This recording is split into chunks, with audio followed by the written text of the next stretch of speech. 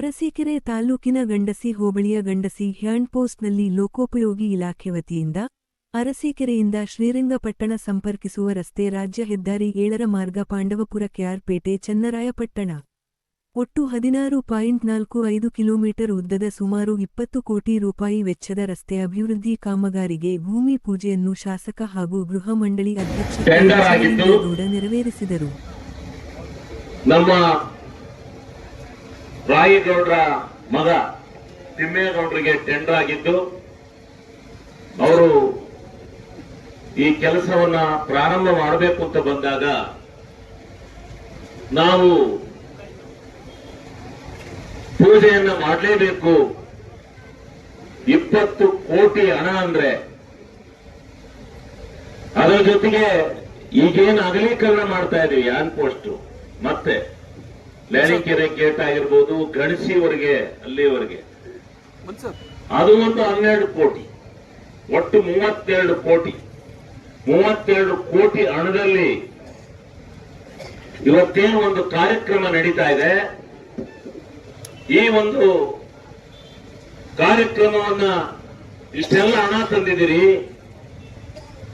ಒಂದು ಪೂಜೆ ಮಾಡದೇ ಇದ್ರೆ ಜನಕ್ಕೆ ಗೊತ್ತಾಗೋದಿಲ್ಲ ನಾವು ಕೆಲಸ ಮಾಡಿದ್ದು.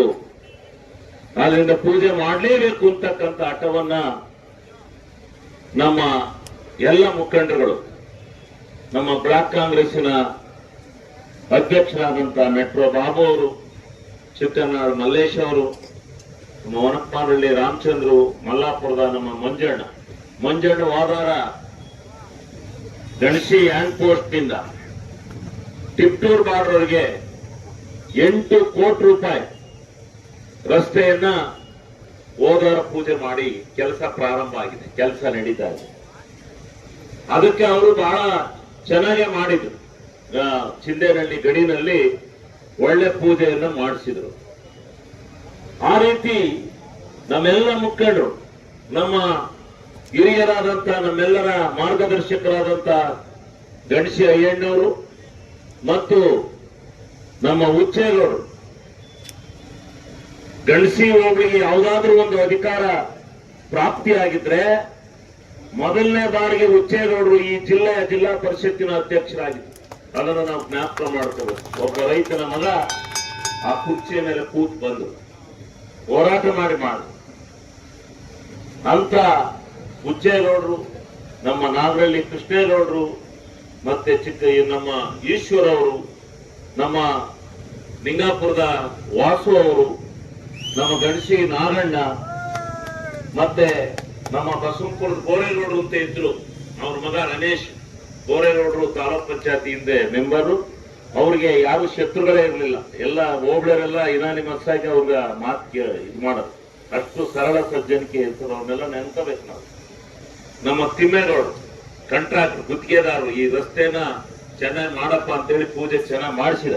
ಅವರು ಚೆನ್ನಾಗಿ ಮಾಡಿಕೊಡ್ಬೇಕು.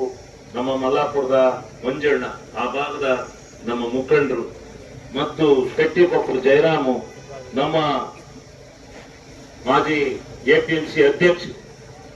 ಅದಾದ ಮೇಲೆ ನಮ್ಮ ಇವತ್ತಿನ ಈ ಗಣಸಿ ಸೇವಾ ಸಹಕಾರ ಸಂಘದ ಅಧ್ಯಕ್ಷರಾದಂತ ಮುಂಜೇನಹಳ್ಳಿ ಮುರುಗಪ್ಪನವರು, ನಮ್ಮ ಆಗ್ರೋ ಬಾಬು ಮಾಜಿ ತಾಲೂಕ್ ಪಂಚಾಯತಿ ಸದಸ್ಯರು, ಇವರೆಲ್ಲರ ಹೋರಾಟ.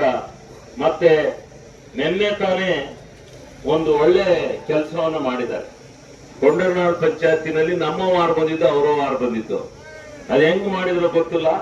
ಒಂದು ಓಟ್ ತಗೊಂಡು ನಮ್ಮ ಆಲ್ಗಳ್ಳಿ ಸ್ವಾಮಣ್ಣ ಅಧ್ಯಕ್ಷ ಆಗ್ಬಿಟ್ಟಿದ್ದಾನೆ. ನಾನು ಅವನಿಗೆ ಬಹಳ ತುಂಬಾ ಆಭಾರಿಯಾಗಿದ್ದೇನೆ ಅಂತಕ್ಕಂಥ ಮಾತನ್ನು ನಾನು ಈ ಸಂದರ್ಭದಲ್ಲಿ ಹೇಳಲಿಕ್ಕೆ ಕೈಲಿಗೆ ಇತ್ತು. ಆಮೇಲೆ ನಮ್ಮ ನಾಗರಳ್ಳಿ ನಾಗರಾಜಣ್ಣ ಎದುರುಬೇಡ, ನಿಮ್ ರಸ್ತೆ ಮುಂಜೂರು ಮಾಡಿಸಿದೀನಿ, ಮುಂದಿನ ವಾರ ಒಂದು ನಾಟಿ ಕೋಳಿ ರೆಡಿ ಮಾಡಿಕೊ, ಬರ್ತೀನಿ, ಪೂಜೆ ಮಾಡಿ ಬರ್ತೀನಿ. ನಿಮ್ಗೆ ಏನ್ ಹೇಳಿದ್ದೆ ಅದಕ್ಕೆ 1 ಕೋಟಿ ರೂಪಾಯಿ ದುಡ್ಡು ಕೊಟ್ಟಿದ್ದೀನಿ, ಅದನ್ನ ಮಂಜೂರು ಮಾಡಿಸಿದ್ದೀನಿ, ಬರ್ತೀನಿ. ನಮ್ಮ ದೇವರಾಜಣ್ಣ, ಮಣಕನಹಳ್ಳಿನ ಮಯ್ಯಣ್ಣ, ನಮ್ಮ ಹೆಗ್ಗಟ್ಟದ ಹೋಗಿ ಪ್ರತಿ ಬಲ್ರಳ್ಳಿ, ನಮ್ ಇಂಜಿನಿಯರ್ಗೆ ಹಾಕಿಲ್ವಲ್ರಿ ಯಾರು ಹೂನಲ್ವಾ? ಇವರೇ ಇಂಜಿನಿಯರ್ ಏಡಪ್ಪಲ್ಲಿ. ಇವ್ರು ಏನಾರ ರೋಡ್ ಹೆಚ್ಚು ಕಮ್ಮಿ ಆದ್ರೆ ಇವ್ರನ್ನ ಕೇಳಿ. ಇವರೇ ಇಂಜಿನಿಯರು, ಅವರು ಮಲ್ಲೇಶ್ ಅವರೊಂದು ಇಂಜಿನಿಯರು. ಈಗ ನಮ್ಮ ಹೆಗ್ಗಟ್ಟ ಗ್ರಾಮ ಪಂಚಾಯತಿ ಅಧ್ಯಕ್ಷರಾದ ನಮ್ಮ ಮಂಜಪ್ಪನವರು, ದಾಳಿಕೆರೆ ಸೊಸೈಟಿ ಅಧ್ಯಕ್ಷ ಶಿವಲಿಂಗೇಗೌಡರು, ನಮ್ಮ ಹನುಮಾನ ನಮ್ಮ ರಂಗಾಪುರ ಶಿವಣ್ಣ, ಬಾಗೇಶ್ವರ ಶಿವಣ್ಣ, ನಮ್ಮ ಇದು ಚವಚಕೆರೆ ಮಾಜಿ ಅಧ್ಯಕ್ಷರು, ನಮ್ಮ ಚಿಕ್ಕನಹಳ್ಳಿ ನಮ್ಮ ರಮೇಶ್ ಎಲ್ಲ ಹೋಗಿ ಕೊನೆಗೆ ಎಲ್ಲೇ ಬಂದಿದ್ದೀನಿ, ಮರ್ತಿರ್ಲಿಲ್ಲ ಬಂದಿದೆ. ಇನ್ನು ನಮ್ಮ ಜಕ್ಕನಹಳ್ಳಿ ನಮ್ಮ ಗಣಸಿ ಅಧ್ಯಕ್ಷರು ಅಲ್ಲಿ ಬಂದಿದ್ರು, ಗಣಸಿ ಅಧ್ಯಕ್ಷರು, ನಮ್ಮ ಮುದುಡಿ ಅಧ್ಯಕ್ಷರು ಎಲ್ಲಿದ್ದಾರೆ, ಮುದುಡಿ ಅಧ್ಯಕ್ಷರು ನಮ್ಮ ಇದು ರಂಗಾಪುರದ ಅಧ್ಯಕ್ಷರು ಅಭಿವೃದ್ಧಿ ಹೊಂದಬೇಕು. ಗಣಸಿ ಹೋಗ್ಲಿ ಬಹಳ ಕಾಲ ರಾಜಕಾರಣದಲ್ಲಿ ನಾವು ಕಷ್ಟವನ್ನು ಅನುಭವಿಸಿದ್ದೇವೆ. ಗಂಡಸಿ ಕ್ಷೇತ್ರ ಅಂತ ಇದ್ರೂ ಕೂಡ ಗಣಸಿ ಹೋಬಳರು ಒಬ್ರು MLA ಆಗ್ಲಿಲ್ಲ. ಅದಕ್ಕೆ ನೀವೇ ಕಾರಣ. ನನ್ನ ಹತ್ರಕ್ಕೆ ಬಂದದ್ದೆ 14 ಕೋಟಲ್ಲಿ ನಾನು ನಿಗರಿಸ್ಬಿಟ್ರಿ, ನೀವು ಆ ಕಡೆಗೆ ಲೀಡ್ ಕೊಟ್ಬಿಟ್ರಿ. ಇವ್ರೆ ಈ ಕೋಟಲ್ಲಿ ಈ ಲೀಡರ್ಗಳೆಲ್ಲ ಸೇರಿ ನನಗೆ 14 ಕೋಟ್ ಕಡಿಮೆ ಮಾಡಿ 14 ಕೋಟಲ್ಲಿ ಸೋತೆ. ಸುಮ್ಮನೆ ಮಾತಾಡ್ಬಾರ್ದು, ಹಂಗೆಲ್ಲ ಮಾಡಿದ್ರು. ಆಯ್ತು, ಆದ್ರೂ ಮತ್ತೆ ಅವಕಾಶ ಕೊಟ್ರಿ. 4 ಸಾರಿನೂ ನನಗೆ ಬಹುಮತವನ್ನ ಕೊಟ್ಟಿದ್ರಿ. ಗಂಡಸಿ ಹೋಬಳಿಯ ಜನರ ನೀವೆಲ್ಲ ಏನ್ ಸೇರಿದ್ದೀರಿ, ನನ್ನ ಆತ್ಮೀಯ ಬಂಧುಗಳು, ಪ್ರೀತಿ ವಿಶ್ವಾಸದಿಂದ ಅಭಿಮಾನದಿಂದ ಏನ್ ಸೇರಿದ್ದೀರಿ, ನಿಮಗೆ ನಾನು ಸಾಷ್ಟಾಂಗ ಪ್ರಣಾಮಗಳನ್ನ ನಾನು ಈ ಸಂದರ್ಭದಲ್ಲಿ ಸಲ್ಲಿಸುತ್ತೇನೆ. ನಮ್ಮ ಮಾಧ್ಯಮದ ಸ್ನೇಹಿತರು ಅಲ್ಲಿಂದ ಇಲ್ಲಿಯವರೆಗೆ ಬಂದು ಇವತ್ತು ನಿಮ್ಮ ಈ ಜನಸಮೂಹ ಸೇರಿರ್ತಕ್ಕಂಥ ಒಂದು ಕುಡ್ಲಿ ಪೂಜೆಗೆ ಇಷ್ಟೊಂದು ಪ್ರಮಾಣದಲ್ಲಿ ಜನ ಸೇರಿದಾರಲ್ಲ ಅಂತಕ್ಕಂಥದ್ದು ನಾವು ಮೊನ್ನೆಯಿಂದ ನೋಡ್ತಾ ಇದ್ದೇವೆ. ವಾರಕ್ಕೆ 8 ಪೂಜೆ ಮಾಡ್ತೀವಿ ನಾವು. ಪೂಜೆ ಮಾಡ್ತಕ್ಕಂಥದ್ದು ನಾವೆಲ್ಲ ಗ್ರಹಿಸ್ಕೊತಾರೆ, ನೋಡ್ತಾ ಇರ್ತಾರೆ. ಮೊನ್ನೆ ಚೈಂಕಲಶಿಖರ ಬೆಟ್ಟಕ್ಕೆ 5 ಕೋಟಿ ರೂಪಾಯಿ ರಸ್ತೆಯನ್ನ ಪೂಜೆ ಮಾಡಿದ್ರು. ಅದನ್ನು ಅಗಲೀಕರಣ ಮಾಡಿ ಅಲ್ಲಿಂದ ಡಾಂಬರೀಕರಣ ಮಾಡತಕ್ಕಂಥ ಜಾತ್ರೆ ಒಳಗಡೆ ಮುಗಿಸ್ಬೇಕು ಅಂತ ಹೇಳೋ ಷರತ್ತನ್ನ ಮಾಡಿದ್ರು. ಅದೇ ರೀತಿ ಇತಿಹಾಸದಲ್ಲಿ ಚೈಂಕಲಶಿಖರ ಬೆಟ್ಟಕ್ಕೆ ಯಾವುದೇ ನದಿ ಮೂಲದ ನೀರು ಬಂದಿರಲಿಲ್ಲ. ಮೊನ್ನೆ ದಿವಸ 3 ಟ್ಯಾಂಕ್ಗಳನ್ನು ತುಂಬಿಸಿ ಆ ಹೇಮಾವತಿ ನಮ್ಮ ಚೈಂಕಲಶಿಖರ ಬೆಟ್ಟಕ್ಕೋಸ್ಕರನೇ ಬೇಲೂರಿನ ಯಗಚಿಯಿಂದ ವಿಶೇಷವಾಗಿ ನೀರು ತಂದು ಅದಕ್ಕೆ ನೀರನ್ನು ತುಂಬಿಸಿರ್ತಕ್ಕಂಥದ್ದನ್ನು ನಾವು ನೋಡಿದ್ದೇವೆ, ನೋಡ್ಕೊಂಡು ಬಂದೆ ಮೊನ್ನೆ ದಿವಸ. ಆ ರೀತಿ ಒಂದು ದೊಡ್ಡ ಯೋಜನೆಗಳನ್ನ ಮಾಡ್ತಕ್ಕಂಥ ಕೆಲಸವನ್ನ ನಾವು ಮಾಡಿದ್ದೇವೆ. ನೀವೆಲ್ಲ ಬಂದಿದ್ದೀರಿ, ಬಹಳ ಸಂತೋಷ ಅಂತಕ್ಕಂಥದ್ದನ್ನ ಹೇಳಿ ಒಂದು ಮಾತನ್ನ ಹೇಳ್ತೇನೆ. ಯಾವ ಆಶೀರ್ವಾದವನ್ನು ಮಾಡಿ ಇದೇ ಗಣಸಿ ಸರ್ಕಲ್ ನಲ್ಲೇ ಓದಿದ್ದು ನಾನು SSLC ಅವರಿಗೆ ಓದಿ ಇದೇ ಗಣಸಿ ಸರ್ಕಲ್ ಅಲ್ಲಿ ತಿರುಗ್ತಾ ಇತ್ತು. ಅದೇ ಸರ್ಕಲ್ ನಲ್ಲಿ ಇವತ್ತು 4 ಸಾರಿ ನನ್ನನ್ನು ಶಾಸಕರನ್ನಾಗಿ ಮಾಡಿರ್ತಕ್ಕಂಥ ಈ ಹೋಬಳಿಯ ಜನಕ್ಕೆ ನಾನು ನನ್ನ ಋಣವನ್ನು ತೀರಿಸಲಿಕ್ಕೆ ನನ್ನ ಪ್ರಾಮಾಣಿಕವಾದಂತಹ ಪ್ರಯತ್ನವನ್ನ ಮಾಡಿ ಈ ಗಣಸಿ ಹೋಬಳಿಯನ್ನ ಸರ್ವತೋಮುಖವಾದಂತ ಅಭಿವೃದ್ಧಿ ಮಾಡಲಿಕ್ಕೆ ನನ್ನ ಪ್ರಾಮಾಣಿಕ ಪ್ರಯತ್ನವನ್ನ ಮಾಡ್ತೇನೆ. ಈ ಹೋಬಳಿಯ ಋಣವನ್ನು ತೀರಿಸ್ತೇನೆ ಅಂತಕ್ಕಂಥ ಮಾತನ್ನ ನಾನು ಈ ಸಂದರ್ಭದಲ್ಲಿ ಹೇಳಲಿಕ್ಕೆ ಬಯಸ್ತೇನೆ. ಇವತ್ತು ಯಾವ ಹೋರಾಟದ ಹಿನ್ನೆಲೆಯಲ್ಲಿ ನಾವೇನು ಆಗರ್ಭ ಶ್ರೀಮಂತರ ಮಕ್ಕಳಲ್ಲ, ನಾವು ಸಾಮಾನ್ಯ ರೈತನ ಕುಟುಂಬದಲ್ಲಿ ಹುಟ್ಟಿ ಬಂದು ಇದೇ ಗಣಸಿ ಹೋಬಳಿನಲ್ಲಿ ಬೆಳೆದು ಇವತ್ತು ನಿಮ್ಮೆಲ್ಲರ ಆಶೀರ್ವಾದದಿಂದ ಸಿಕ್ಕಿರ್ತಕ್ಕಂಥ ಈ ಒಂದು ಪದವಿ ಏನಿದೆ, ಈ ನಿಮ್ಮ ಕೀರ್ತಿಯನ್ನ ಇಡೀ ಬೆಂಗಳೂರಿನಲ್ಲಿ, ಇಡೀ ರಾಜ್ಯದಲ್ಲಿ ಎಲ್ಲರಿಗೂ ತಿಳಿಸ್ತಕ್ಕಂಥ ಪ್ರಯತ್ನ ಮಾಡಿದ್ದೇನೆ ಹೊರತು ಯಾವುದೇ ಕೆಟ್ಟ ಹೆಸರನ್ನು ತೆಗೆದುಕೊಂಡು ನಿಮಗೆ ಕಳಂಕ ಬರ್ತಕ್ಕಂಥ ಕೆಲಸವನ್ನು ನಾನು ಮಾಡಿಲ್ಲ, ಮುಂದೆ ಮಾಡಲೂ ಇಲ್ಲ ಅಂತಕ್ಕಂಥ ಮಾತನ್ನ ಈ ಸಂದರ್ಭದಲ್ಲಿ ನಾನು ಹೇಳಲಿಕ್ಕೆ ಬಯಸ್ತೇನೆ. ಇವತ್ತು ಅಭಿವೃದ್ಧಿ ಕೆಲಸಗಳನ್ನು ಮಾಡ್ತಕ್ಕಂಥದ್ದು ನನ್ನ ಕರ್ತವ್ಯ. ಇವತ್ತು ಗಂಡಸಿ ಹೋಬಳಿಗೆ ಇತಿಹಾಸದಲ್ಲಿ ನೀರು ಬರಲಿಲ್ಲ ಅಂತಕ್ಕಂಥ, ನದಿ ಮೂಲದ ನೀರನ್ನು ತರಲಿಕ್ಕೆ ಸಾಧ್ಯ ಇಲ್ಲ ಅಂತಕ್ಕಂಥದ್ದನ್ನು ಅರ್ಥ ಈ ಜಿಲ್ಲೆಯ 80 ವರ್ಷದ ರಾಜಕಾರಣದ ಇತಿಹಾಸದಲ್ಲಿ ಗಂಡಸಿ ಹೋಬಳಿಗೆ ಒಂದೇ ಒಂದು ಕೆರೆಗೆ ನೀರನ್ನು ತರ್ತಕ್ಕಂತ ಪ್ರಯತ್ನ ನಡೆದಿರಲಿಲ್ಲ. ಆ ಪ್ರಯತ್ನವನ್ನ ಇವತ್ತು ಸುಳ್ಳು ಮಾಡಿ ಇವತ್ತು ನೀರನ್ನ ತರ್ತಕ್ಕಂತ ನಿಟ್ಟಿನಲ್ಲಿ ಎತ್ತಿನೊಳೆ ಅಂತಕ್ಕಂತ ಒಂದು ಯೋಜನೆ, ಆ ಯೋಜನೆಯನ್ನು ಪ್ರಸ್ತಾಪ ಮಾಡಿದಾಗ ವಿಧಾನಸಭೆಯಲ್ಲಿ ನನ್ನನ್ನು ನೋಡಿ ನಕ್ಕರು. 1000 ಅಡಿ ಆಳ ಸಕಲೇಶ್ಪುರದಿಂದ ತಳಕಡೆ ಆ ನೀರನ್ನು ಮೇಲಕ್ಕೆತ್ತಿಸಿ ಆ ನೀರನ್ನು ತಂದು ಅರಸೀಕೆರೆ ಕ್ಷೇತ್ರದ ಕೆರೆಗಳಿಗೆ ನೀರನ್ನು ಕೊಡಬೇಕು ಅಂತಕ್ಕಂಥ ಪ್ರಸ್ತಾವನೆಯನ್ನು ಮುಂದಿಟ್ಟಾಗ ಇವನು ಹುಚ್ಚ 1000 ಅಡಿ ಆಳದಲ್ಲಿರ್ತಕ್ಕಂಥ ಆ ಮಂಗಳೂರು ಭಾಗದಿಂದ ಧರ್ಮಸ್ಥಳಕ್ಕೆ ಹೋಗ್ತಕ್ಕಂಥ ನದಿ ಏನಿದೆ ಆ ನದಿಗೆ ಹೋಗ್ತಕ್ಕಂಥ ನೀರನ್ನು ಅಡ್ಡಗಟ್ಟಿ ಆ ನೀರನ್ನ ಇಲ್ಲಿಗೆ ತರಬೇಕು ಅಂತಕ್ಕಂಥ ಹೋರಾಟದ ಪ್ರಸ್ತಾವನೆಯನ್ನ ವಿಧಾನಸಭೆಯಲ್ಲಿ ಮಂಡನೆ ಮಾಡಿದಾಗ ನಕ್ಕರು. ಇವತ್ತು ಯಾರು ನಕ್ಕರೋ ಅವರೇ ಹೇಳ್ತಾರೆ ಅದಕ್ಕೆಲ್ಲ ಮೂಲ ಕಾರಣ ಯಾರು ಏನೇ ನಕ್ಕರು ನಾನು ಏನು ಪ್ರಸ್ತಾವನೆಯನ್ನ ತಂದೆ ಅದರ ಜೊತೆಯಲ್ಲಿ ನಮ್ಮ ರಮೇಶ್ ಕುಮಾರ್ MLA ಶ್ರೀನಿವಾಸಪುರದ MLA ಕೋಲಾರ ಅವರು ನನ್ನ ಜೊತೆ ಕೈ ಜೋಡಿಸಿದ್ರು. ಅವರು ಜೋಡಿಸಿದ ಮೇಲೆ 23 ಜನ ಶಾಸಕರಾದರು. ಗಣಸಿ ಹ್ಯಾಂಡ್ ಪೋಸ್ಟ್ ರಿಡ್ಜು ಈ ಕಡೆಯಿಂದ ಎಲ್ಲ ಕಾವೇರಿ ಬೇಷನ್, ಈ ಕಡೆಯಿಂದ ಕೃಷ್ಣಾ ಬೇಷನ್, ಈ ನೀರೆಲ್ಲ ಕೃಷ್ಣಾ ಬೇಷನ್ಗೆ ಹೋಗುತ್ತೆ. ಇದು ಒಂದು ಸುಪ್ರೀಂ ಕೋರ್ಟ್ ನಲ್ಲಿ ತೀರ್ಮಾನ ಆಗಿದೆ. ಕಾವೇರಿಯಿಂದ ಕೃಷ್ಣ ಕೊಡಂಗಿಲ್ಲ, ಕೃಷ್ಣದಿಂದ ಕಾವೇರಿ ಕೊಡಂಗಿಲ್ಲ ಅಂತಕ್ಕಂಥ ಒಂದು ನಿಘಂಟನ್ನ ಮಾಡಿಕೊಂಡು ನಮಗೆ ಕಾವೇರಿ ನೀರು ಇಲ್ಲೇ ಹರಿದ್ರೂ ಕೂಡ ಇಲ್ಲಿಂದ ತುಮಕೂರಿಗೆ ಹೋದ್ರು ಕೂಡ ನಮ್ಮ ಗಣಸಿ ಅನಾಥವಾಗಿ ಬೀಳ್ತು. ಹಾಸನ ಜಿಲ್ಲೆಯಲ್ಲಿ ಅನಾಥವಾಗಿ ಏನಾದ್ರು ಉಳಿದಿದ್ರೆ ಅದು ಅರಸೀಕೆರೆ ತಾಲೂಕು ಗಣಸಿ ಹೋಬಳಿ ಅಂತಕ್ಕಂಥದ್ದನ್ನ ಅರ್ಥ ಮಾಡ್ಕೋಬೇಕು. ಈ ನಿಘಂಟನ್ನು ಮುರಿಬೇಕು, ನಿಘಂಟನ್ನು ಮುರಿದು ಏನಾದ್ರೂ ಮಾಡಿ ನೀರನ್ನು ತರಲೇಬೇಕು ಅಂತಕ್ಕಂಥ ಹೋರಾಟ ಮಾಡಿದಾಗ ಎತ್ತಿನೊಳೆ ಸಕ್ಸಸ್ ಆಗಿ ಕಳೆದ ಸಾರಿ ಕೇವಲ 5 ಕಿಲೋಮೀಟರ್ ಫಾರೆಸ್ಟ್ ಅವರು ಕೇಂದ್ರ ಸರ್ಕಾರದ ಧೋರಣೆಯಿಂದ ಆ 5 ಕಿಲೋಮೀಟರ್ ಫಾರೆಸ್ಟ್ ಹೋಗ್ಬೇಕಾದಕ್ಕೆ ಜಾಗವನ್ನು ಕೊಡದೇ ಅಲ್ಲಿಂದ ನೀರು ಕೋಲಾರ ಇದು ಚಿತ್ರದುರ್ಗ ಜಿಲ್ಲೆಗೆ ಹೋಯ್ತು. ಇಲ್ಲ ವಾಣಿವಿಲಾಸ ಸಾಗರಕ್ಕೆ ಹೋಯ್ತು. ಕಣ್ಣೀರು ಬಂದು ವಾಣಿವಿಲಾಸ ಸಾಗರ ತುಂಬಿ ಓಡಿ ಬೀಳ್ತು. ಇತಿಹಾಸದಲ್ಲಿ ತುಂಬಿರ್ಲಿಲ್ಲ ಅದು. ಆ ನೀರು ನಮ್ಮ ನೀರಿನಿಂದ ಅದು ತುಂಬಿ ಆ ನೀರು ಕಳೆದ ಸಾರಿನೇ ಅರಸೀಕೆರೆ ತಾಲೂಕಿಗೆ ಎಲ್ಲ ಕೆರೆಗಳಿಗೆ ನೀರು ಬರಬೇಕಾಗಿತ್ತು. ಹಠಾಚೂರಿ ಆಯಿತು. ಈ ರೀತಿ ನೀರನ್ನು ತಂದಿದ್ದೇವೆ. ಗಂಡಸಿ ಹೋಬಳಿಯ ಎಲ್ಲ ಯಾವ್ಯಾವ MI ಕೆರೆಗಳಿದ್ದಾವೆ ಆ ಎಲ್ಲ ಕೆರೆಗಳಿಗೆ ನೀರು ಬರುತ್ತೆ. ಅದನ್ನು ತಡೆಯಲಿಕ್ಕೆ ಯಾರಿಂದಲೂ ಸಾಧ್ಯ ಇಲ್ಲ ಅಂತಕ್ಕಂಥ ಮಾತನ್ನ ನಾನು ಈ ಸಂದರ್ಭದಲ್ಲಿ ಹೇಳಲಿಕ್ಕೆ ಯಾವ ಶಕ್ತಿ ಬಂದರೂ ಅದನ್ನು ತಡೆಯಲಿಕ್ಕೆ ಸಾಧ್ಯ ಇಲ್ಲ. ನೀರು ಬರುತ್ತೆ, ನೀರು ಬರ್ತಕ್ಕಂಥ ಕೆಲಸವನ್ನು ನಾವು ಮಾಡಿದ್ದೇವೆ. ಅದಾದ ಮೇಲೆ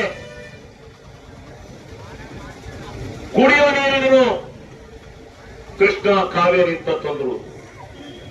ಈ ಕಡೆ ತಗೋಬೇಕು ಹೊರತು ಅರಸೀಕೆರೆಗೆ ತಗೊಂಡು ಹೋಗಂಗಿಲ್ಲ ನೀರನ್ನ ಕುಡಿಯಕ್ಕೆ ಅಂತ ಹೋರಾಟ ಮಾಡಿ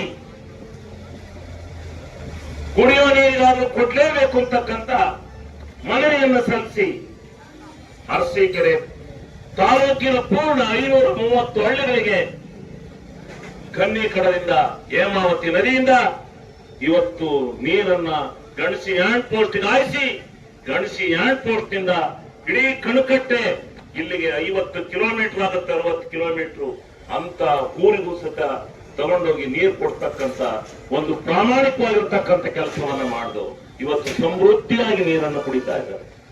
ಅಂತ ಒಂದು ಯೋಜನೆಯನ್ನ ಇವತ್ತು ಮಾಡಿ ಮನೆಗೆ ನಲ್ಲಿ ಆಗ್ತಕ್ಕಂಥ ಒಂದು ದೊಡ್ಡ ಪ್ರಮಾಣದ ಕಾರ್ಯಕ್ರಮವನ್ನು ನಾವು ರೂಪಣೆ ಮಾಡಿದ್ವಿ. ಇದೆಲ್ಲ ಸಾಮಾನ್ಯವಾದ ಕೆಲಸ ಅಲ್ಲ. ಬೇಸಿಗೆ ಬಂದ್ರೆ ಟ್ಯಾಂಕರ್ಗಳನ್ನ ಇಟ್ಕೊಂಡು ಟ್ಯಾಂಕರ್ಗಳ ಮುಖಾಂತರ ನೀರನ್ನ ಒಡಿಸಿ ಸುಸ್ತಾಗಿ ಹೋಗ್ತಾ ಇತ್ತು. ಆ ನೀರನ್ನ ಆ ಪ್ರವಣೆಯನ್ನು ತಪ್ಪಿಸ್ಲಿಕ್ಕೆ ಇವತ್ತು ಪ್ರಾಮಾಣಿಕವಾಗಿರ್ತಕ್ಕಂಥ ಪ್ರಯತ್ನ ಆಗಿ ಇವತ್ತು ಗಣಸಿ ಹ್ಯಾಂಡ್ ಪೋಸ್ಟ್ ಇಂದಲೇ ಆ ಪವಿತ್ರವಾದಂತಹ ಸಂತೆ ನಡೀತಾ ಇದ್ದಂತ ಜಾಗದಲ್ಲೇ ಇವತ್ತು ಇಡೀ ತಾಲೂಕಿನಾದ್ಯಂತ ನೀರನ್ನ ಕೊಡ್ತಕ್ಕಂತ ಒಂದು ಕೆಲಸ ಸಾಗಿದೆ ಅಂತಕ್ಕಂಥದ್ದನ್ನು ಅರ್ಥ ಮಾಡ್ಕೋಬೇಕಾದ್ರೆ ಏನೋ ಎಲ್ಲೋ ನಿಂತ್ಕೊಂಡು ಎಂಥದೋ ಭಾಷಣ ಮಾಡೋದಲ್ಲ, ಯಾರೋ ಭಾಷಣ ಮಾಡೋದಲ್ಲ. ಈ ರೀತಿ ಹೋರಾಟ ಮಾಡಿ ಕೆಲಸಗಳನ್ನು ತಂದು ಕೆಲಸಗಳನ್ನು ಮಾಡಿಸ್ತಕ್ಕಂಥ ನಿಟ್ಟಿನಲ್ಲಿ ಪ್ರಾಮಾಣಿಕವಾಗಿರ್ತಕ್ಕಂಥ ಪ್ರಯತ್ನ ಆಗಬೇಕಾಗಿದೆ. ಇನ್ನು ಮಾಡಿದ್ವಿ ಪೂರೈಸ್ತು ಅಂತ ಹೇಳಿ ತಿಳ್ಕೋಬೇಡಿ. ಇನ್ನು ಬಹಳ ಕೆಲಸಗಳನ್ನ ಮಾಡಬೇಕಾಗಿರ್ತಕ್ಕಂಥದ್ದಿದೆ.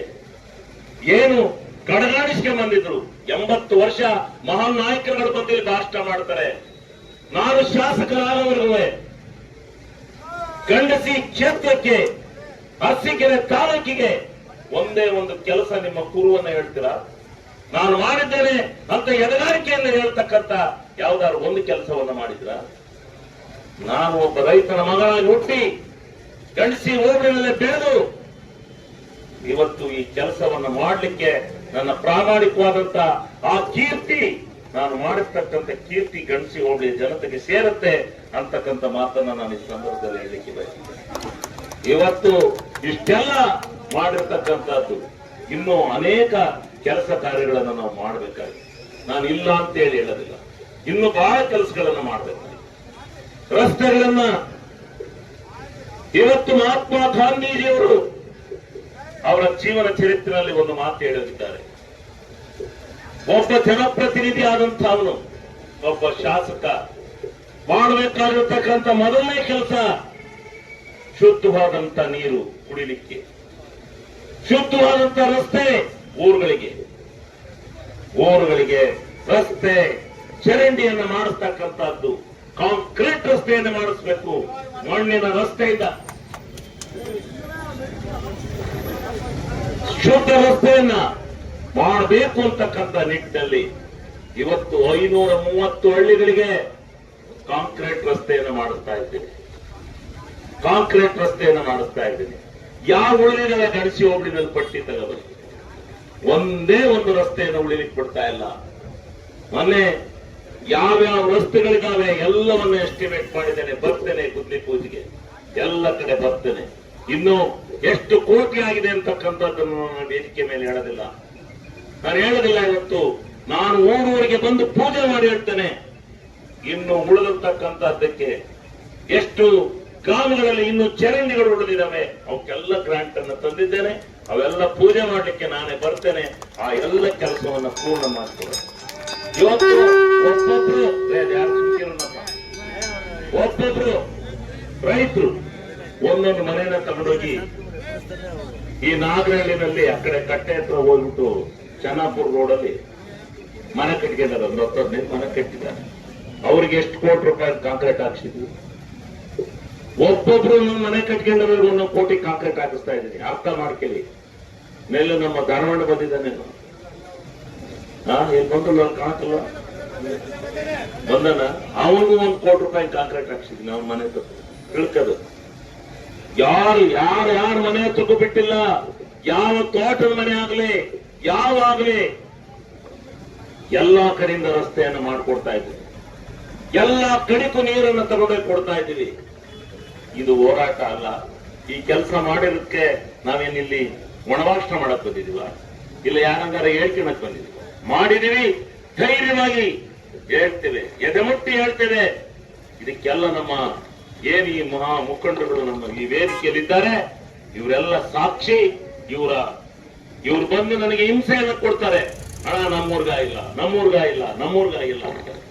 ಈ ತರ ನಮ್ಮ ಕಾರ್ಯಕರ್ತರು, ನಮ್ಮ ಮುಖಂಡರುಗಳು ಅಷ್ಟೇ ಪ್ರಾಮಾಣಿಕರಿದ್ದಾರೆ. ಎದೆಮುಟ್ಟಿ ಹೇಳ್ತೇನೆ, ಮೇಚ್ಕೊಟ್ಟಿ ಹೇಳ್ತೇನೆ. ನನ್ನ ಹತ್ರ ಇರ್ತಕ್ಕಂಥ ಕಾರ್ಯಕರ್ತರನ್ನ ನಾವು ಪ್ರಶಂಸನೆ ಮಾಡಲೇಬೇಕು ಅಂತ ಮುಖಂಡರುಗಳು ನಮ್ಮ ಜೊತೆನಲ್ಲಿದ್ದಾರೆ. ಅವರು ಪ್ರಾಮಾಣಿಕವಾಗಿರ್ತಕ್ಕಂಥ ಕೆಲಸವನ್ನು ಮಾಡ್ತಾ ಇದ್ದಾರೆ, ಮುಂದೆಯೂ ಮಾಡ್ತಾರೆ. ಅವರ ನಿಜವಾಗ್ಲೂ ಅಂತ ಒಂದು ಮುಖಂಡತ್ವ ಇವತ್ತು ಗಣಸಿ ಹೋಬಳಿನಲ್ಲಿ ಸ್ವಚ್ಛವಾಗಿ ಸ್ವಚ್ಛವಾಗಿ ಬೆಳೀತಾ ಇದೆ, ಬೆಳೀಲಿ ಮುಂದೆ ಮುಂದೆ ಬೆಳೆದು ದೊಡ್ಡವರಾಗ್ಲಿ, ಇನ್ನೂ ಯಾರಾದ್ರೂ ಬಂದು MLA ಆಗ್ಲಿ, ನಾನೆಲ್ಲ ರೀತಿಯ ಸಹಕಾರವನ್ನು ಕೊಡ್ತೇನೆ. ಇನ್ನೂ ಏನಾದ್ರೂ ರೀತಿಯಲ್ಲಿ ಬೆಳೀಲಿ, ನಾನು ಒಬ್ಬನೇ ಅಂತಕ್ಕಂಥದ್ದಲ್ಲ.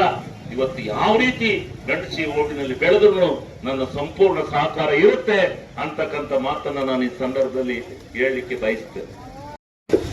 ಬಂದಾಗ ಹಾಲಿನ ದರವನ್ನ ಏರಿಸಿ, ಆದ್ರೆ ಆ ದರದ 4 ರೂಪಾಯಿ ಏರಿಸಿದ್ರೆ ಆ ದರದ ಅಷ್ಟು ಮೊತ್ತವನ್ನ ರೈತರ ಅಕೌಂಟ್ಗೆ ಹಾಕ್ಬೇಕು, ರೈತರಿಗೆ ಕೊಡಬೇಕು ಅಂತಕ್ಕಂಥದ್ದು ತೀರ್ಮಾನ.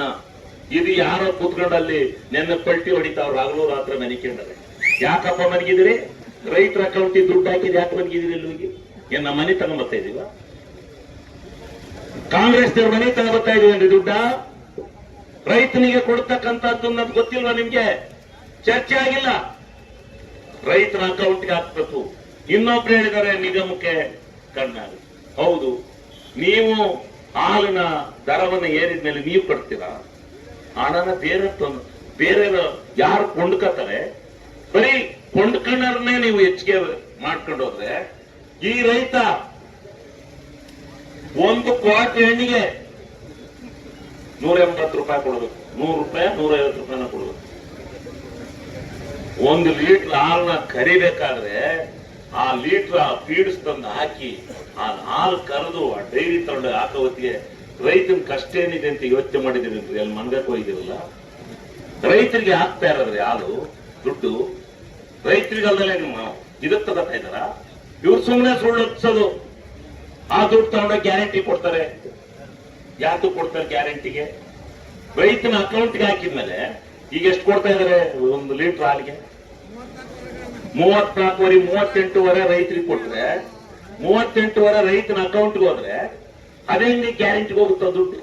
ಇವ್ರದ್ದು ಬರೀ ಇದೊಂದೇ ಗ್ಯಾರಂಟಿ. ಇದು ಗ್ಯಾರಂಟಿ ಗ್ಯಾರಂಟಿ ಗ್ಯಾರಂಟಿ. ಹೌದು, ಇತಿಹಾಸದಲ್ಲಿ ಯಾವ ರೈತಾಪಿ ಜನ ನೊಂದಿದ್ದಾರೆ ಆ ಮನೆಯಲ್ಲಿ ಅವರ ಸಂಸಾರ ಒಳ್ಳೆ ರೀತಿಯಲ್ಲಿ ಬೆಳೆಯಬೇಕಾದ್ರೆ, ಮಹಿಳಾ ಶಕ್ತಿಯನ್ನು ನಾವು ಉಪಯೋಗಿಸಬೇಕಾದ್ರೆ ಎಲ್ಲ ಈಗ ಯಾಕೆ ನೀವು ಫಾಲೋ ಮಾಡಿದಿರಿ?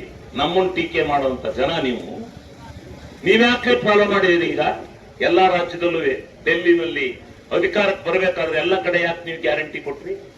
ನಾವು ಕೊಟ್ಟದ್ದು ಅಸೂಯೆಯನ್ನು ತಡೆಯಕ್ಕಾಗ್ತಲ್ವ ನಿಮ್ಗೆ? ಯಾವ್ದು ನಿಂತಿದೆ ಗೊತ್ತಾಗೋದಿಲ್ವ ನಿಮ್ಗೆ? ಎಷ್ಟೆಷ್ಟು ಕೋಟಿ ಕೆಲಸ ನಡೀತಾ ಐತೆ, ಯಾರಿಗೆ ನಿಲ್ಲಿಸಿದ್ದಾರೆ?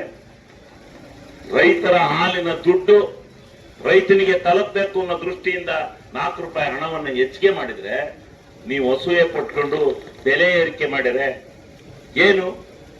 ಡೀಸೆಲ್, ಹೌದು, ಡೀಸೆಲ್ಗೆ ಟ್ಯಾಕ್ಸ್ ಹಾಕ್ತಕ್ಕಂಥ ಅಧಿಕಾರ ಯಾರಿಗೂ ಇಲ್ಲ. ಸೆಸ್ ಅನ್ನು ಹಾಕ್ತಕ್ಕಂಥದ್ದು 1 ಲೀಟರ್ ಡೀಸೆಲ್ಗೆ ಸೆಂಟ್ರಲ್ ಗವರ್ನಮೆಂಟ್ಗೆ 60 ರೂಪಾಯಿ ಟ್ಯಾಕ್ಸ್ ಹೋಗುತ್ತೆ. ನಮ್ಮ ಕರ್ನಾಟಕ ಸರ್ಕಾರಕ್ಕೆ ಈಗ ಹಾಕಿರೋದೇ 2 ರೂಪಾಯಿ ನಮಗೆ ಸಿಕ್ಕೋದು. ಮೊದಲು 3 ಹಾಕಿದ್ರು, ಈಗ 2 ಹಾಕಿದ್ರು, ಒಟ್ಟು 5 ರೂಪಾಯಿ ನಮಗೆ ಸಿಕ್ಕುತ್ತೆ. ಸೆಂಟ್ರಲ್ ಗವರ್ನಮೆಂಟ್ ಅವರು ಕರ್ನಾಟಕದಲ್ಲಿ ಮಾರಾಟ ಆಗ್ತಕ್ಕಂಥ ಡೀಸೆಲ್ಗೆ 60 ರೂಪಾಯಿ ತಗೋತಾರೆ 1 ಲೀಟರ್ಗೆ. ಇಲ್ಲಿ ಕರ್ನಾಟಕದಲ್ಲಿ ಎಷ್ಟು 1 ಲೀಟರ್ ನೀವು ಎಷ್ಟು ಕೊಡ್ತೀರಿ? ಸೆಸ್ ಅಂತ ಹೇಳಿ ಹಾಕಿ ತಗೋತೀರಿ ಸೆಂಟ್ರಲ್ ಗವರ್ನಮೆಂಟ್. ಲಕ್ಷಾಂತರ ಕೋಟ್ಯಾಂತರ ರೂಪಾಯಿನ ನೀವು ತಗೋತೀರಿ. ಇಲ್ಲಿ 2 ರೂಪಾಯಿನ ತಗೊಂಡು ರೈತರ ಅಭಿವೃದ್ಧಿಗೋಸ್ಕರ ಬಳಕೆ ಮಾಡಿದ್ರೆ ನೀವು ಇಳಿಸಿ ಸೆಂಟ್ರಲ್ ಗವರ್ನಮೆಂಟ್ನವರು. ಗ್ಯಾಸ್ ಇಂದ ಏನ್ ಮಾಡಿರಿ? ಪುಕ್ಕಟ್ಟೆ ಗ್ಯಾಸ್ ಅಂತ ಕೊಟ್ರಿ. ಕೊಟ್ಟ ಮೇಲೆ ಈಗ ನೀವೇ ಇದಿರಲ್ಲ ಅಧಿಕಾರದಲ್ಲಿ, ಎಷ್ಟಿದೆ ಗ್ಯಾಸ್ ಬೆಲೆ? 150 ರೂಪಾಯಿ 200 ರೂಪಾಯಿ ಇದ್ದಂತ ಗ್ಯಾಸ್ ಎಲ್ಲಿಗೋಯ್ತೆ? 1100 ರೂಪಾಯಿ ಹೋಗಿದೆ. 1100 ರೂಪಾಯಿ ಕೊಡ್ತಾ ಇದ್ದೀರಿ, ರೈತರ ಹತ್ರ ತಗೋತಾ ಇದ್ದೀರಿ. ನೀವು ರೈತನ ಸಂಕಷ್ಟಕ್ಕಾಗಿದ್ದೀರಾ, ರೈತನ ಹಾಳು ಮಾಡಿದಿರಿ. ಇದನ್ನ ಬಿಟ್ಟು ಹಾಲಿನ ದರ ಏರಿಕೆ ಮಾಡೋದಕ್ಕೂ ನೀವು ಹೋಗಿ ದಿವಸ ಆ ಟಿವಿನಲ್ಲಿ ಹೇಳ್ತಾ ಇರೋದೆ ಏನು ಸರ್ಕಾರ ಹಂಗಾಗಿದೆ ಹಿಂಗಾಗಿದೆ. ಏನೂ ಆಗಿಲ್ಲ. ಸಿದ್ದರಾಮಣ್ಣನ ಸರ್ಕಾರ ಇರೋವರೆಗೂ, ಸಿದ್ದರಾಮಣ್ಣ ಈ ರಾಜ್ಯದ ಮುಖ್ಯಮಂತ್ರಿ ಆಗಿರೋವರೆಗೂ ಡಿ.ಕೆ. ಶಿವಕುಮಾರ್ ಅವರು ಉಪಮುಖ್ಯಮಂತ್ರಿ ಆಗಿರೋರಿಗೆ ಏನೂ ಆಗೋದಿಲ್ಲ. ಎಲ್ಲ ರೈತರಿಗೂ ಎಲ್ಲರಿಗೂ ಒಳ್ಳೆ ಕೆಲಸವನ್ನ ಮಾಡ್ತಾರೆ.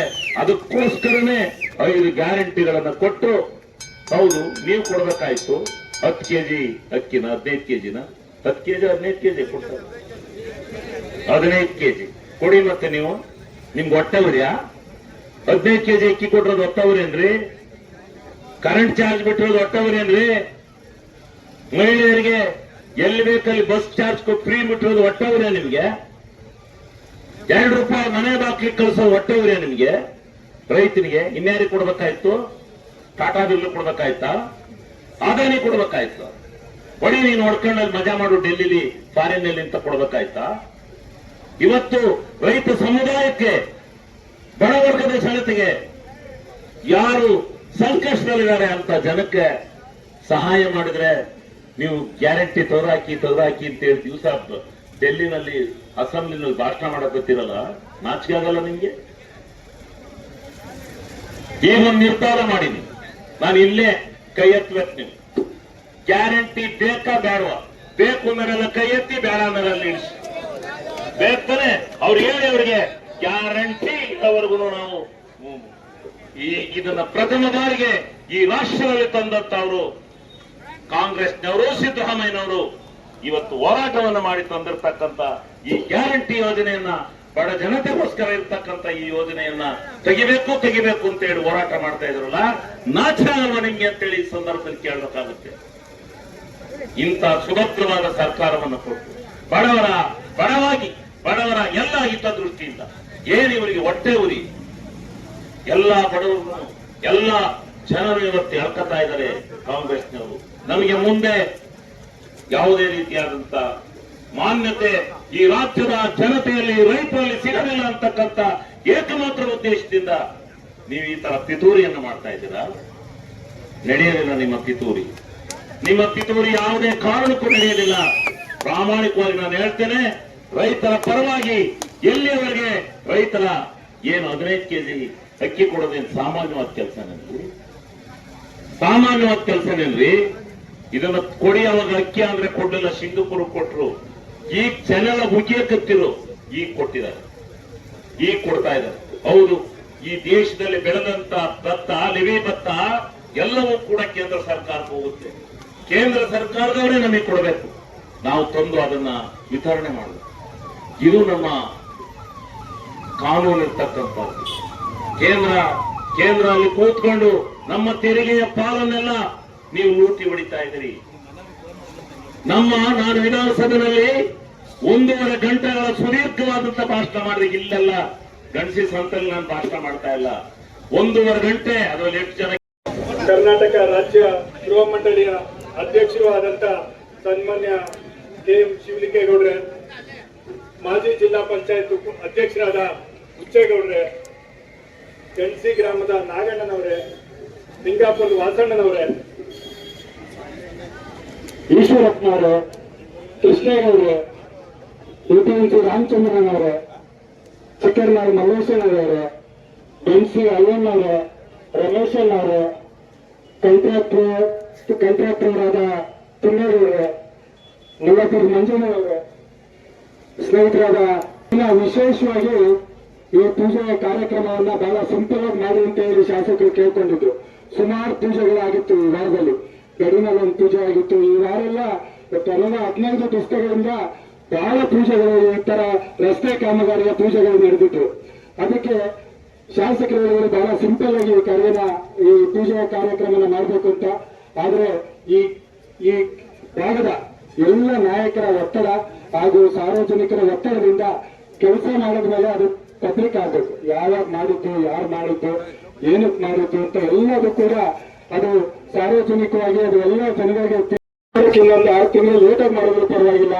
ಈ ರೀತಿಯ ಎಲ್ಲ ಜ್ಞಾನನೂ ಕೂಡ ಅವ್ರಿಗೆ ಓಡಾಡ್ಬೇಕಾದ್ರೆ ನೋಡ್ಕೊಂಡು ಹೋಗಿರ್ತಾರೆ. ಈ ರೋಡ್ ಅವಶ್ಯಕತೆ ಇದೆ, ಇಲ್ಲಿ ಜಾಸ್ತಿ ಜನ ಓಡಾಡ್ತಾರೆ, ಈ ರೋಡ್ ಕಿತ್ತೋಗಿದೆ, ಇದನ್ನ ಆದಷ್ಟು ತುರ್ತಾಗಿ ಮಾಡಿಸ್ಬೇಕು ಅಂತ ಸುಮಾರು ನಾನು ನೋಡಿದ್ದೀನಿ. ತುಂಬಾ ಸಲ ಹೋಗಿ ಅಲ್ಲಿ ಕುತ್ಕೊಂಡಿದ್ದಾಗ ಆ ಭಾಗದ ಜನ ಬರ್ತಾರೆ.